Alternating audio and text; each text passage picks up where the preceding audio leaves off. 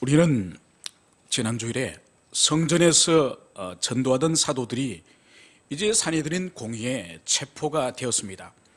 체포가 되어서 신문하는 과정에 대해서 우리가 지난주에 살펴보았던 것입니다. 그런데 놀라운 것은 제자들이 겟세마네에서 주님이 잡히는 순간 모두 도망쳤던 그 모습이나 또 주님이 부활하신 이후에도 두려워서 문을 잠그고 숨어 있었던 모습과는 전혀 다른 모습이었음을 우리는 알았습니다.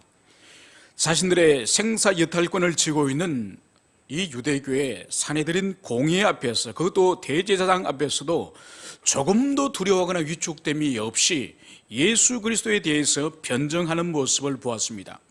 더 나아가서 베드로는 다른 이름으로는 구원을 받을 수 없나니 천하에 구원을 받을 만한 다른 이름을 우리에게 주신 일이 없습니다. 이렇게 선언하면서 그리스도 예수의 유일성을 그 산헤드린 공의의 의원들 앞에 담대하게 선포한 것을 볼 수 있습니다. 바로 이 모습에 오히려 산헤드린 공의의 의원들이 오히려 충격을 받고 사도들을 이상히 여겼다, 이러면서 그들이 한 일이 바로 대책회의를 그들이 했습니다. 그들이 심사숙고한 결론이 뭔가 하니까 지금까지는 사도들이 바로 예수 그리스도 이름으로 병자를 치유하였고 또 그들의 논리가 정연하였기 때문에 지금까지는 더 이상 불문에 붙이지만은 앞으로는 예수 이름으로 가르치지도 말고 전하지도 말라라고 하는 그 엄포를 놓은 것을 볼 수 있습니다. 그러나 베드로는 여기에 굴복하지 않습니다. 오히려 하나님 앞에서 너희 말을 듣는 것이 하나님의 말씀을 듣는 것보다 옳은가 판단하라, 이렇게 말하면서 우리는 보고 들은 것을 말하지 않을 수 없다. 예수 그리스도께서 보여주신 그 표적과 그리고 주님의 죽음과 부활과 성천, 생생히 목격한 자신들이 경험한 그것을 증거하는 정인으로서 부름받았기 때문에 그것은 우리가 포기할 수 없다, 이것을 제사장들 앞에 명백하게 말을 하였던 것입니다. 여러분, 여기서 이 사도들은 중요한 것을 진술하였으니 바로 권위의 문제를 진술한 것입니다. 산헤드린 공의회가 비록 유대교의 최고의 의사결정기관이고 재판기관이지만은 그러나 하나님과 하나님의 말씀 아래에 있다고 하는 것을 명백하게 이 사도들은 정언하였음을 볼 수 있습니다.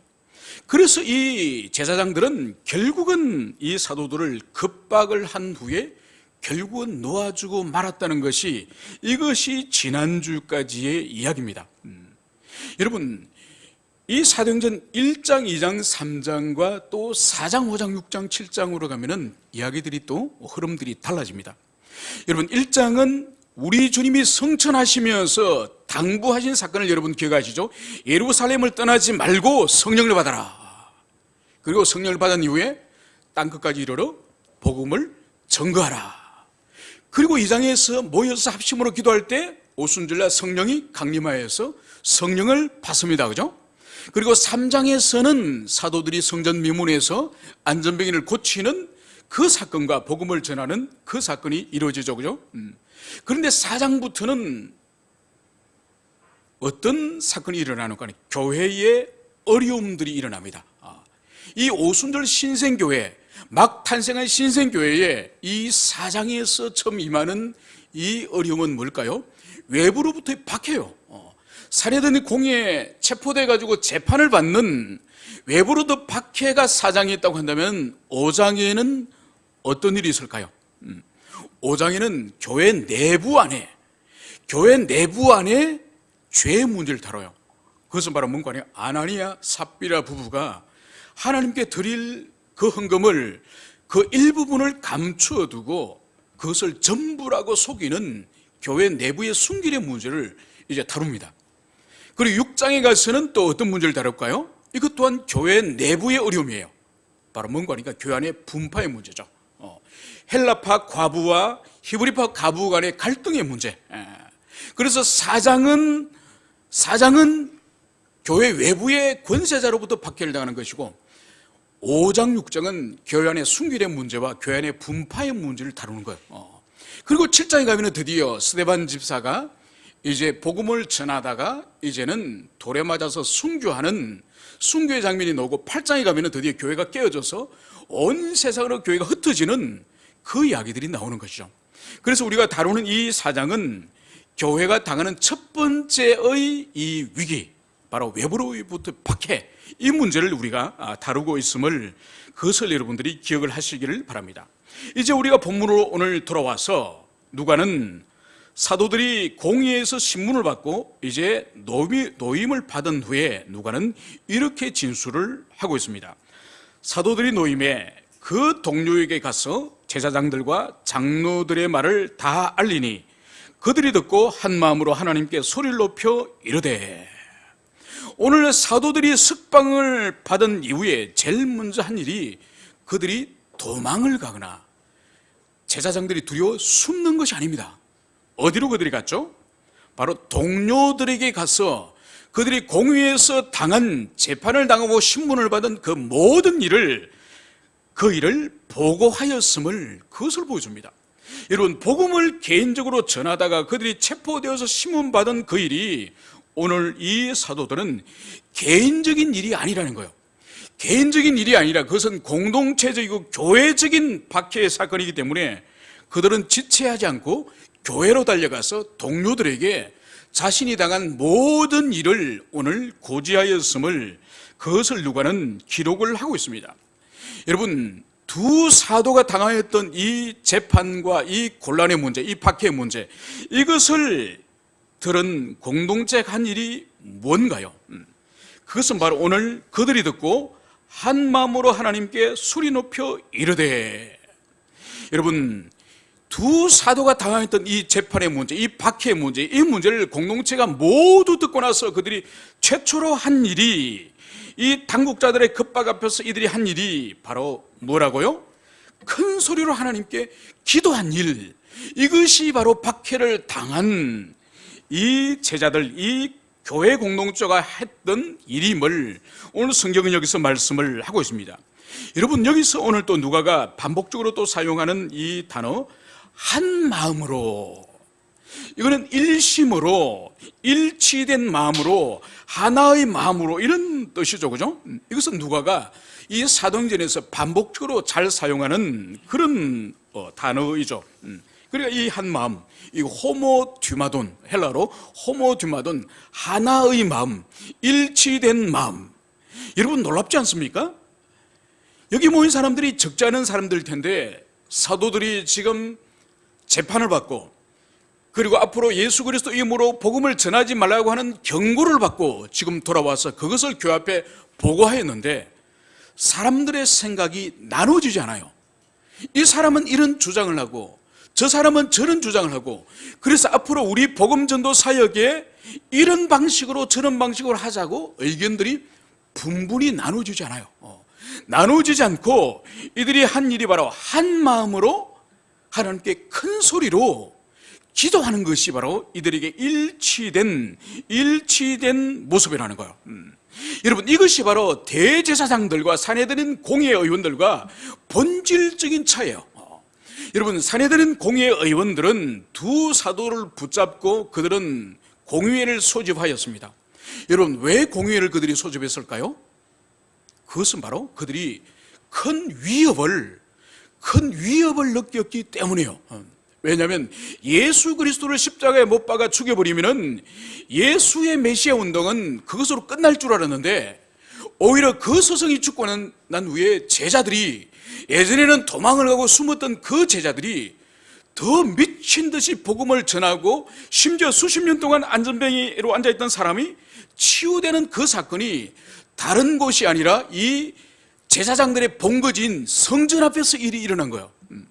그러니까 이것이 삽시간에 예루살렘의 전역에 소문이 퍼졌으니 이 대제사장과 공회 의원들이 자신들이 예수의 제자로부터 당하는 위협이 얼마나 컸겠습니까? 그죠? 그래서 그들이 공회를 소집하여서 결국은 그들이 무엇을 했습니까? 그것은 바로 4장 15절에서 명하여 공회에서 나가라 하고 서로 의논하여 이르되. 바로 사도들이 행한 이 사역과 이 복음전도, 이 전파 사역에 대하여서 이들이 도대체 그것을 제어할 힘이 없는 거예요. 그래서 이들이 두 사도를 내보내고 나서 그들이 무엇을 했다고요? 서로 의논하여. 여러분, 사도들과 주님의 제자들이 한 일과 이 공회 의원들이 한 일이 결정적인 차이가 바로 이거예요. 주님의 제자들은 함께 모여서 큰 소리로 하나님께 그 위기의 문제를 기도했다고 한다면은 이들은 바로 서로 모여서 대책 회의를 하는, 의논하는 이 일을 하였음을, 그것을 보여줍니다. 여러분, 여기서 하나님의 사람인지 하나님의 사람이 아닌지, 믿음의 사람인지 믿음의 사람이 아닌지가 명백하게 나눠지는 거예요. 여러분, 그 사람 속에 사실 믿음이 있는지 없는지는 사람은 잘 몰라요. 하나님은 정확히 아시지만은 우리 인간들은 사실 몰라요. 열심히 잘 섬기고 헌신하고 부지런히 열정적으로 사역하면은 대단한 믿음이 있는 줄 알고 보통 그렇게 외적인 외모를 보고 판단하죠, 그죠? 그런데 그것이 실제는 아니라는 거죠. 그래서 하나님께서 우리 속에 믿음이 진짜 있는지 없는지를 확인하는 방식이 우리 삶 가운데 항상 두 가지를 보통 그것을 우리에게 시금석으로 줍니다. 바로 뭔가 하니까 우리 인생의 큰 위기와 시련을 하나님이 허락하시는 거죠. 또 한 가지 방식은 큰 형통을, 큰 좋은 일을 그 사람에게 허락하는 거예요. 이 두 가지를 그 사람에게 하나님이 주시면은 대부분 그 사람 속에 진짜 믿음이 있는지 없는지가 정확히 드러나요. 그러니까 큰 위기와 낭패를 그들이 경험했을 때에, 좌절을 경험했을 때에 평소 믿음이 아주 좋은 것 같던 사람이 어떤 사람은 껍데기만 남는 사람도 있습니다. 사실 믿음이 사실 없었던 거죠. 있는 것처럼 보였을 뿐이죠. 그런데 어떤 사람은 평소는 믿음이 없는 날라리 신자 같았는데, 아니 어려움을 당하고 나니까 딱 주님 앞에 무릎을 꿇고 딱 주님 가까이 가서 주님께 매달리는 거예요. 사람이나 어떤 다른 어떤 걸 의지하지 않고 딱 주님께 매달려가지고 주님만 바라보는 그런 사람이 있습니다. 거꾸로 하나님께서 그 사람에게 큰 좋은 기쁜 일을 허락을 하십니다. 그랬더니 어려울 때는 그렇게 주님 앞에 엎드리고 나오고 하던 사람이 좋은 일을 경험하니까 그것이 취해가지고 그냥 주님을 멀리 떠나는 그런 사람들이 있죠, 그죠? 그런 사람은 사실 믿음이 없었던 거죠. 그런데 어려움 가운데서도 기도하던 사람이 좋은 것을 하나님이 선물로 주더라도 그거 가지고 흔들리지 않습니다. 그거는 하나님이 주신 거기 때문에 자기 실력이나 자기 공로가 아니기 때문에 하나님께 영광 돌리고 그냥 평소처럼 잘 사는 사람이 있습니다. 이런 사람이 믿음의 사람이죠. 그래서 주님은 그 사람을 낮춰보기도 하시고 높여보기도 하시면서 진짜 믿음이 있는지 없는지 그 사람을 확인하는 것을 볼 수 있습니다. 오늘 이 대제사장들은 겉으로는 머리에 정금관을 쓰고 화려한 복식을 입고 예루살렘 거리를 그들이 다닐 때는 수많은 사람들이 머리를 숙이면서 그 사람 앞에 절을 하는 그런 인사를 받는 사람이었지만은 이들이 겨우 할 수 있는 일이라는 것은 함께 모여서 대책회의를 하는 그 정도의 믿음의 사람이라는 것을 오늘 성경은 보여주고 있습니다. 오늘 제자들이 오늘 한마음으로 소리를 높여 기도할 때에 이들의 기도의 대상이 오늘 누굽니까? 오늘 24절에서는 대주제여, 대주제여, 천지와 바다와 그 가운데 만물을 지으신 이시오. 바로 이 사도들과 제자들이 기도하면서 불렀던 그 하나님의 호칭을 오늘 누가는 대주제여. 이 대주제라고 하는 것은 이 헬라어로 데스포타라고 하는 이 단어를 사용하고 있는데, 이것은 영어 번역으로 하면 로드, 그냥 주님, 이런 의미예요. 그런데 이 대주제가 어떤 분이시냐? 그 뒤에 천지와 바다와 그 가운데 만물을 지으시오. 바로 이 대주제는 오늘 이 사도들과 이 제자들이 부르는 이 주님의 호칭은 바로 이 천지와 만물을 지으신 창조주 하나님을 지금 부르고 있음을, 그것을 보여주고 있습니다. 여러분, 성경책을 첫 페이지를 딱 펼치면은 창세기 1장 1절이 무엇을 우리에게 가르쳐주고 있죠? 태초에 하나님이 천지를 창조하시니라. 여러분, 하나님의 천지 창조, 인생 창조, 이 창조의 신앙이 성경을 펼치자마자 하나님의 계시가 우리에게 첫 번째로 도전을 주는 것이 바로 창조의 신앙이에요. 그리고 이 창조의 신앙을 우리가 믿고 받아들이지 않으면 그 이후의 성경이 넘어갈 수가 없는 거예요. 그러니까 오늘도 여기 사도들이 대주제라고 부르면서 바로 자신들이 간구하고 기도하였던 대상이 다른 분이 아니라 이 천지와 만물을 지으신 이 하나님께 기도하고 있음을, 그것을 여기서 보여주는 거예요.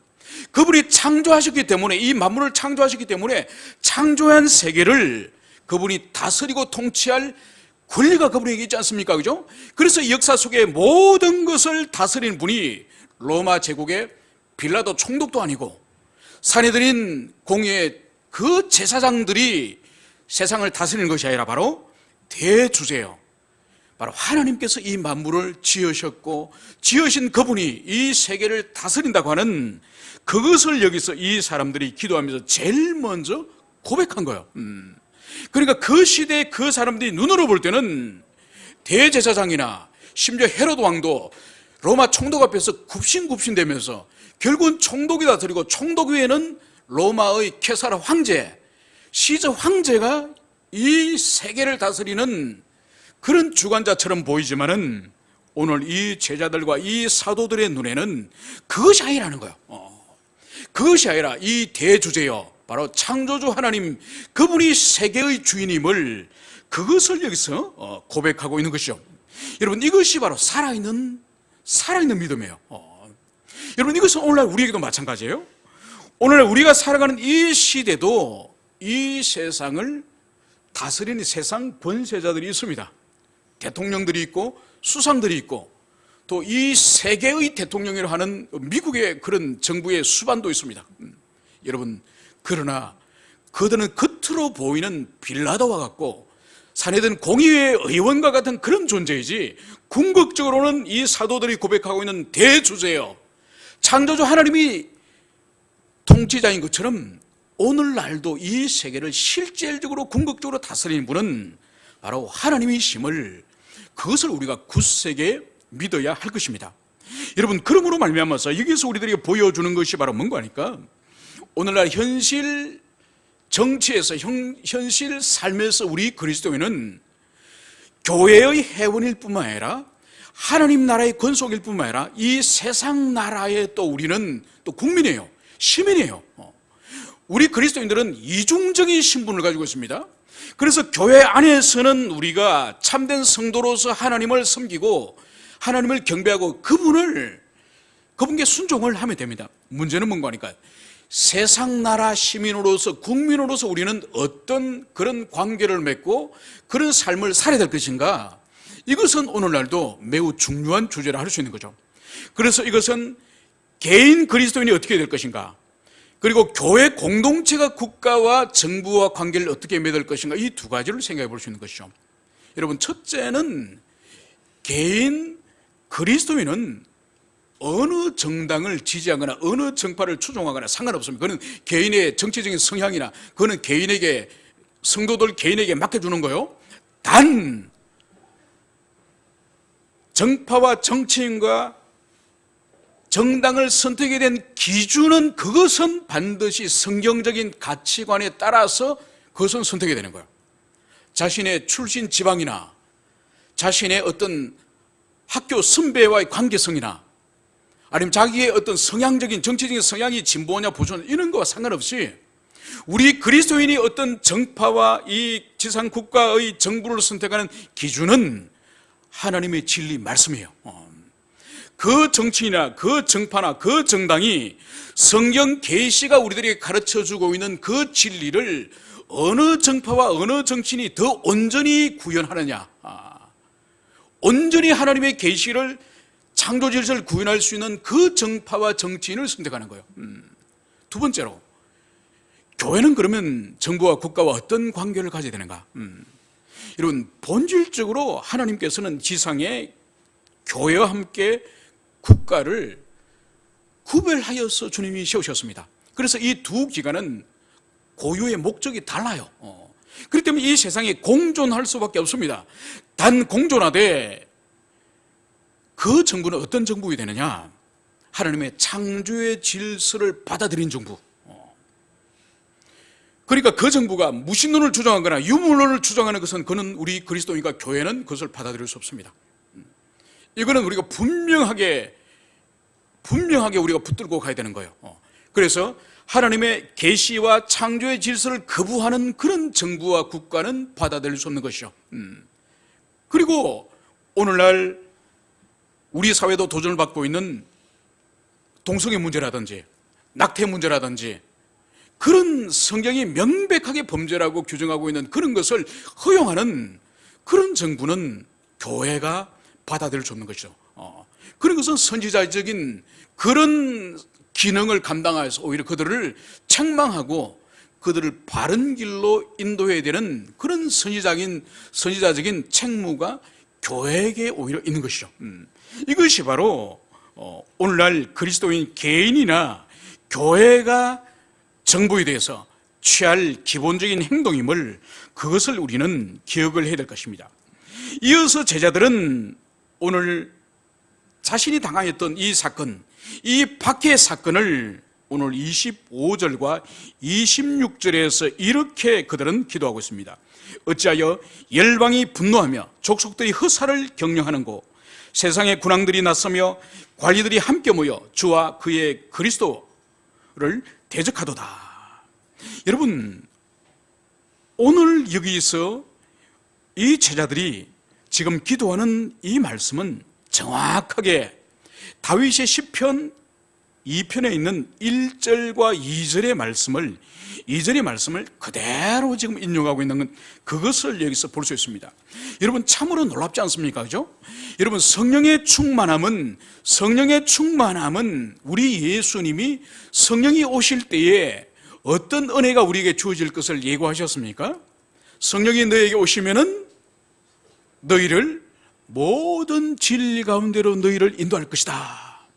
이 말씀을 주님께서 제자들에게 약속하지 않으셨습니까?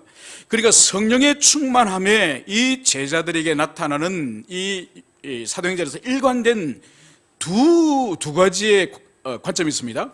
하나는 뭔가, 성령에 충만해지면은 하나님의 말씀에 아주 통찰을 한다는 그것이 제자들에게 나타난 것이고, 또 하나는 표적이 나타나요.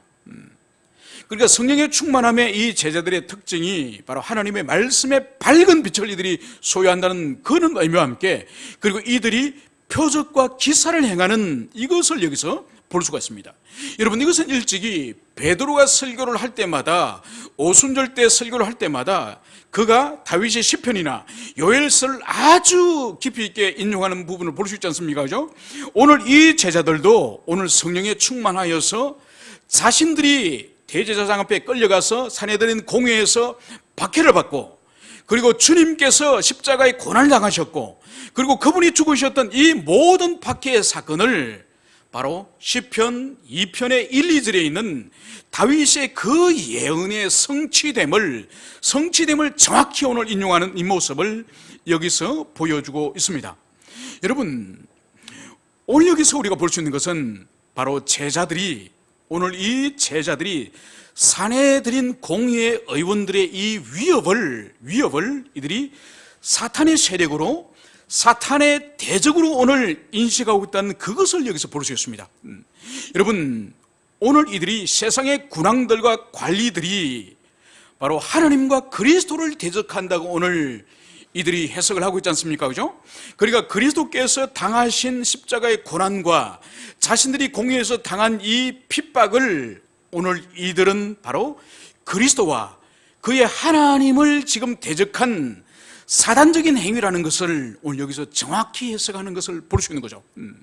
여러분, 그러므로 말미암아서 오늘 여기서 우리가 볼 수 있는 것이 바로 뭔가 하니까, 이 산헤드린 공회는 어떤 기관인가요?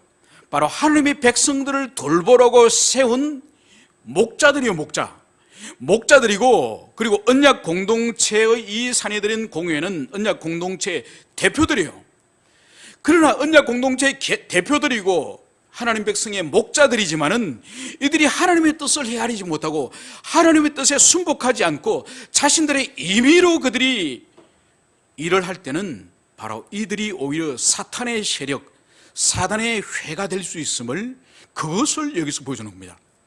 여러분, 이것은 우리들에게 아주 중요한 것을 우리들에게 가르쳐줘요. 오늘날도 모든 성도들이 하는 삶, 모든 교회가 하는 일이 다 진리이고 그것을 통해 하나님이 영광을 다 받으시는 건 아니에요. 우리 자신이 또 교회가 하나님의 뜻을 분별하고 주님이 기뻐하시는 뜻이 무엇인지를 올바르게 알지 못하고 자기 임의대로 어떤 일을 하고 사역을 할 때는 그것이 오히려 사단적인 일이 됨을, 그것을 오늘 여기 사내들인 공의의 의원을 오늘 사도들은 주와 그리스도를 대적한다, 이런 말로 여기서 표현을 하고 있는 거예요. 여러분, 한국교회에 가장 대표적인 정통적인, 장로교 안에서 정통적인 교단이 아마 합동과 통합 두 교단이지 않겠습니까? 그죠? 수백 개의 장로교 교단이 있지만은 그 가운데에 우리가 속해 있는 합동측과 또 통합측과 이 두 교회가 가장 대표적인 장로교라 할 수 있죠. 그러니까 전 세계 장로교는 한 1,000만 명 정도 돼요. 1,000만 명 정도 되는데 50%가 한국교회 있습니다. 전 세계 장로교의 50%가 한국교회 있습니다. 그리고 전 세계 장로교회는 사실 전 세계 그리스도인들의 1%도 안 돼요. 우리 장로교인들은 전 세계 기독교인들의 0.5%예요. 그러니까 감리교라든지 침례교, 성결교 이런 그리스도인들이 훨씬 많은 숫자예요. 그러니까 전 세계의 50% 장로교가 이 한국교회에 있는데, 이 한국교회의 가장 정통적인 이 두 교단, 이 두 교단의 대표적인 두 교회, 가장 크고 가장 유명한 두 교회에서 지난해 하고 그 전에 있었던 일을 여러분들이 들으면 아마 충격을 받을 것입니다. 그 대표적인 두 교회에서 담임 목회자의 등신대, 그러니까 실물과 똑같은 사진으로 사람을 모형을 만들어 가지고 그 교회 예배당에 그 담임 목회자 모형을 비치를 해요. 왜냐하면 성도들에게 담임 목회자가 일일이 사진을 찍어줄 수 없으니 그 등신대 옆에 가서 담임 목사와 기념사진 찍으라고 그것을 교회 비치를 합니다. 또 예배 시간에 담임 목회자의 일대기를 동영상을 주일 예배에 상영해줘요. 여러분, 이것은 도를 넘었습니다. 그러니까 한국교회 가장 정통적인, 가장 보수적인 교단에 관한 대표적 교회에서 이런 일이 일어나는 거예요. 여러분, 교회가 하는 모든 일이 선한 일이고 모든 일이 하나님의 영광 받으시는 일이 아니에요.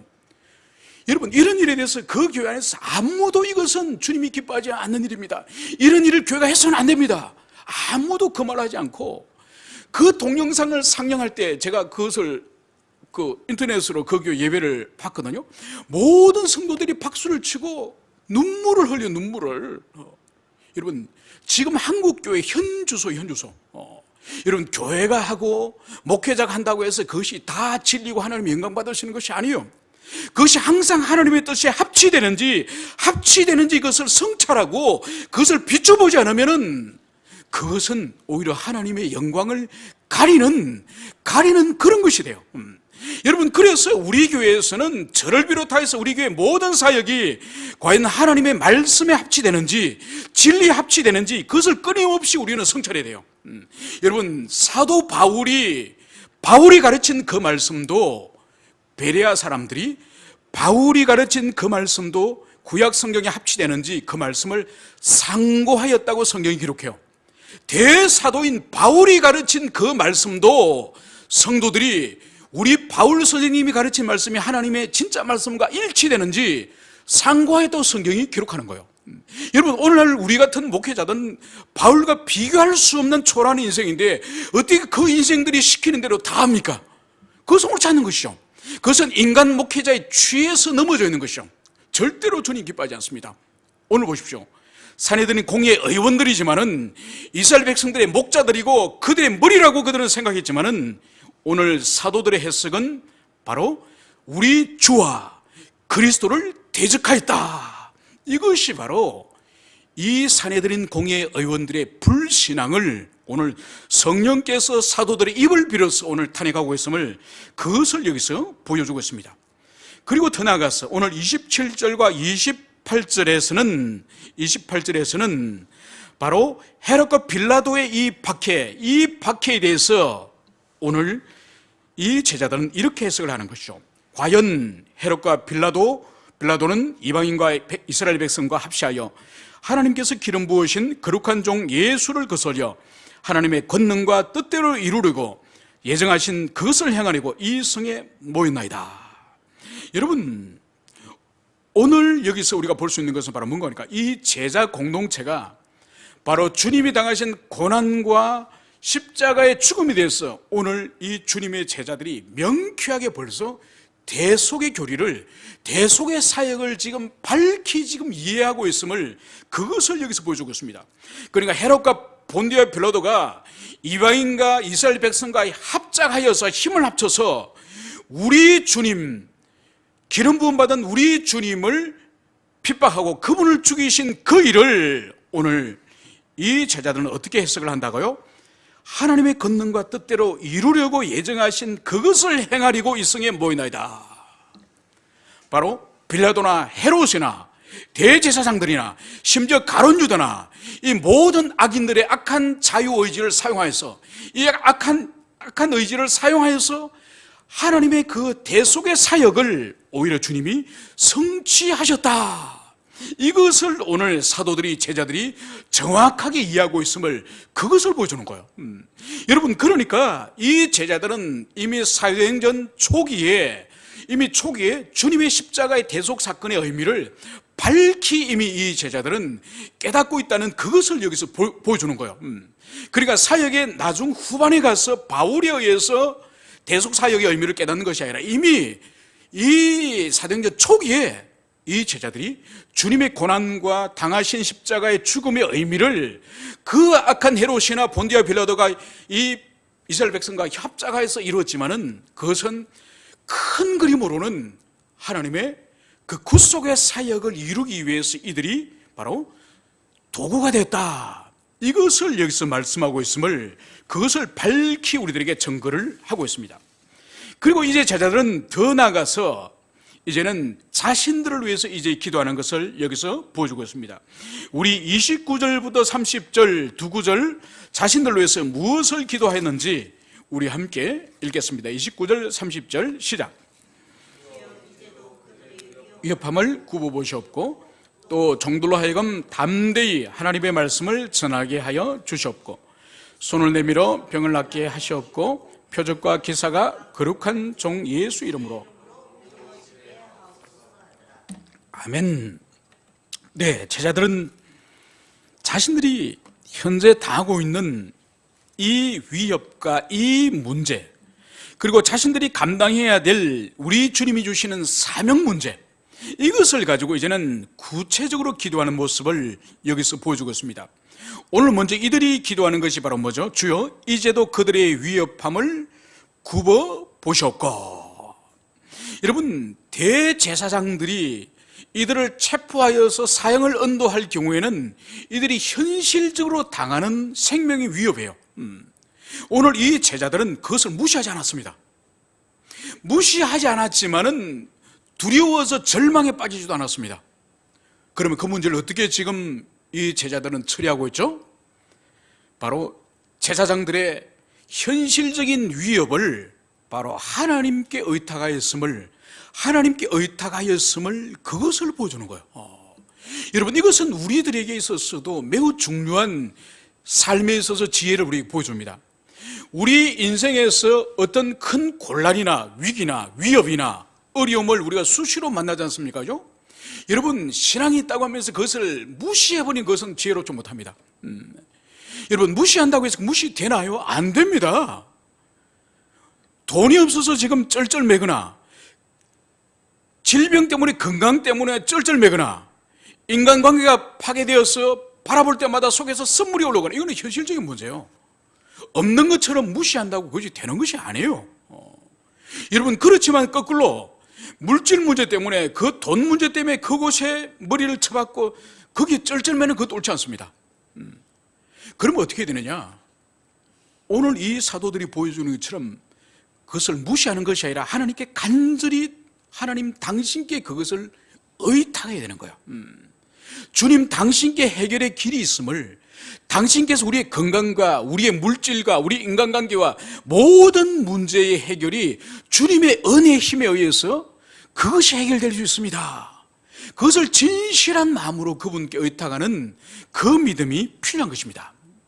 두 번째로 이 제자들이 기도한 것이 바로 무엇이죠? 종들로 하여금 담대히 하나님의 말씀을 전하게 하여 주시옵소서.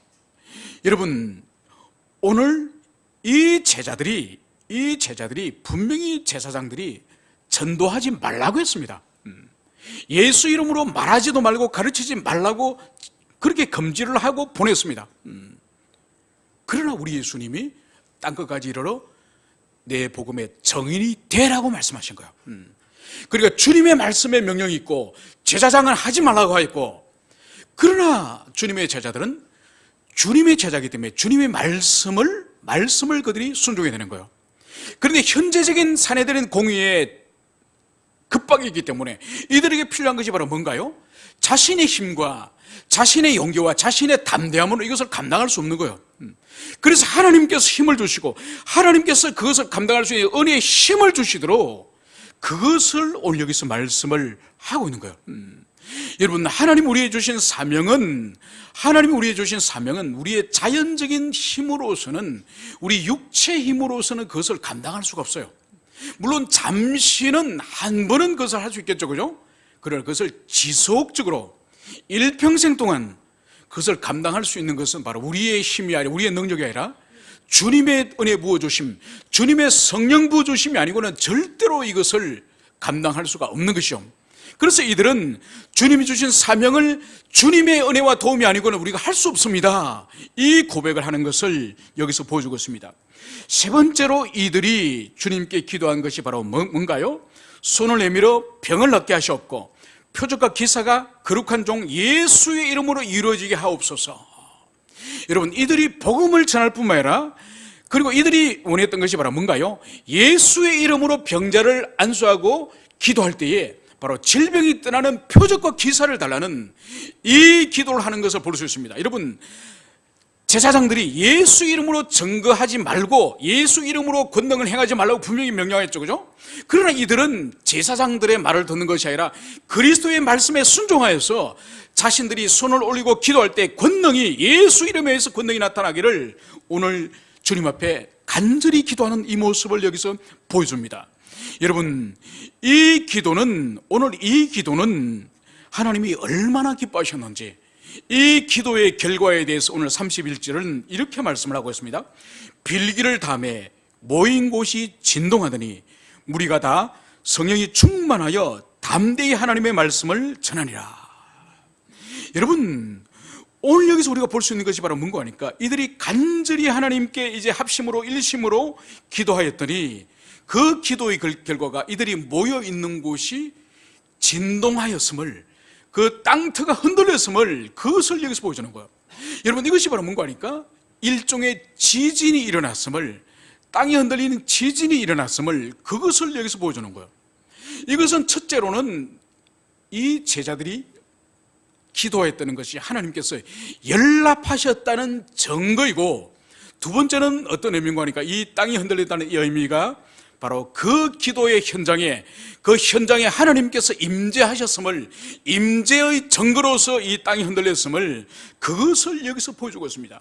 여러분, 땅이 흔들리는 이것은 출애굽기 19장에 가면은 시내산에 이스라엘 백성들을 모세가 이끌고 나아갔을 때에 이제 시내산 꼭대기에 하나님께서 강림하시면서, 그리고 시내산 그 산이 지진처럼 흔들리는 그 사건을 성경이 기록을 하고 있습니다.